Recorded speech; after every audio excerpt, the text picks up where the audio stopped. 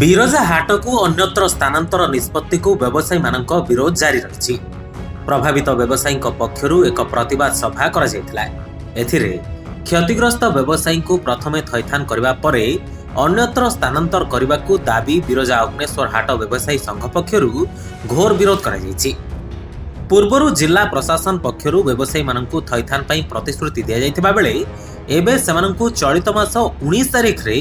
उच्छेद करने को निष्पत्ति निया जायछि। तेबे सही दिन जदि उच्छेद करा जाए तेबे प्रबल विरोध कराजिबो बोली व्यवसायी पक्षरु चेतावनी दिया जायछि।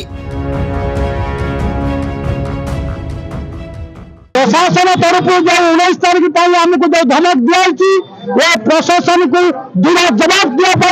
जवाब आम मैंने जेसीबी अगर दरकार पड़े समस्त जेसीबी अगर सही चली जाऊ आम जेसीबी कदापि कश्मीर करे जसपुर हाट को आम भंगाई देवु ना उचित करेंगे देवु ना ये नहीं जिला प्रशासन आम सहित कौन आलोचना करना जिला प्रशासन तब हुकुम जारी कर 19 तारीख दिन तुम यदि न जा आम बाध्य तुमको एनआईसी बुक करूँ ना अरेस्ट करूँ आम